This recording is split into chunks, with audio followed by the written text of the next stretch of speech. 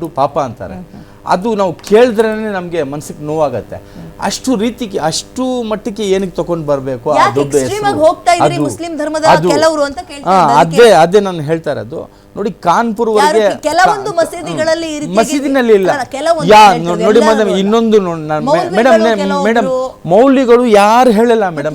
ನೀವು ಒಂದ್ಸಾಲಿ ನೋಡಿ ನಮ್ಮ ಮಸೀದಿಗೆ ಬನ್ನಿ, ನೀವು ಒಂದ್ಸಾಲಿ ಬನ್ನಿ, ಮದ್ರಸೆಗೂ ಬನ್ನಿ ನೀವು. ಅಲ್ಲೋ ಮಾಡ್ತೀವಿ, ಲೇಡೀಸ್ಗೆ ಸಪ್ರೇಟ್ ಇದೆ, ಲೇಡೀಸ್ ಸಪ್ರೇಟ್ ಇದೆ, ಬನ್ನಿ.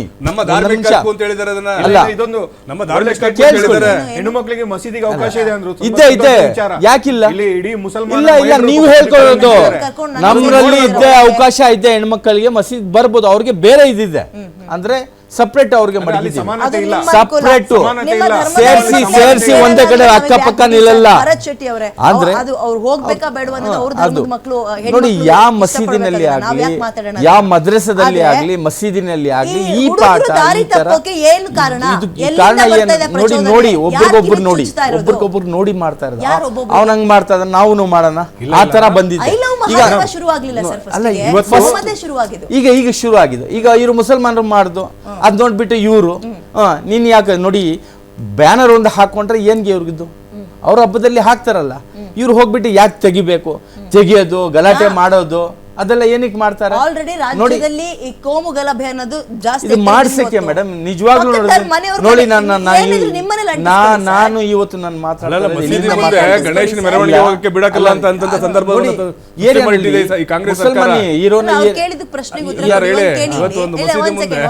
ಗಣೇಶ ಮೆರವಣಿಗೆ ಹೋಗ್ಲಿಕ್ಕೆ ಅವಕಾಶ ಮಾಡ್ಕೊಡಕ್ಕೆ ಪರ್ಮಿಷನ್ ತಗೋಬೇಕು. ನಿಮಗೆ ನೋವಾಗುತ್ತೆ ಅಂತ ಅಂದಾಗ ನೀವು ಬಹಿರಂಗವಾಗಿ ಬ್ಯಾನರ್ ಹಾಕ್ಬೋದಾ? ಒಂದು ಇದಿರುತ್ತರಿ, ದೇವ್ರದ್ದು ಪ್ರೊಸೆಷನ್ ತಗೊಂಡು ಹೋದ್ರೆ ಪೀಸ್ ಇರ್ಬೇಕು.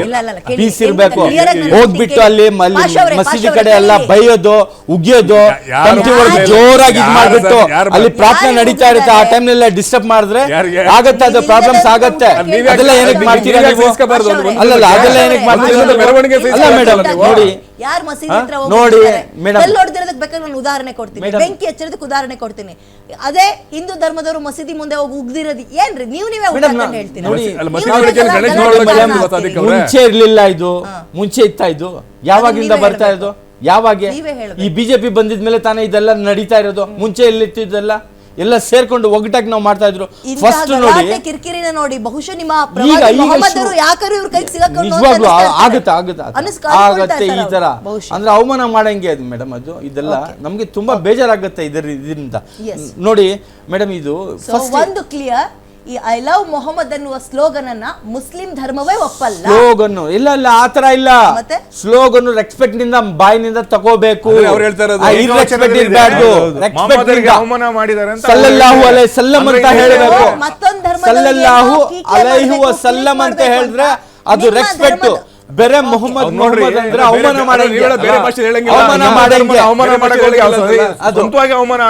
ಅದಕ್ಕೆ ನೋಡಿ ನೀವು ಹಿಂದೂ ಧರ್ಮದವರಿಗೆ ಪ್ರವೋಕ್ ಮಾಡಬೇಕು, ಕೀಟ್ಲೆ ಮಾಡಬೇಕು, ಕಿರಿಕ್ ಮಾಡಬೇಕು ಅಂತ ನಿಮ್ಮ ಧರ್ಮದ ಕೆಲ ಹುಡುಗರು ನಿಮ್ಮ ಮೊಹಮ್ಮದರಿಗೆ ಕರೆಯುವಂತಹ ಪರಿಸ್ಥಿತಿನ ತಂದಿಟ್ಕೊಳ್ತಾ ಇದ್ದಾರೆ. ಒಂದು ಪೋಸ್ಟರ್ ಹಾಕಿದ್ರೆ ಏನಾಯ್ತು?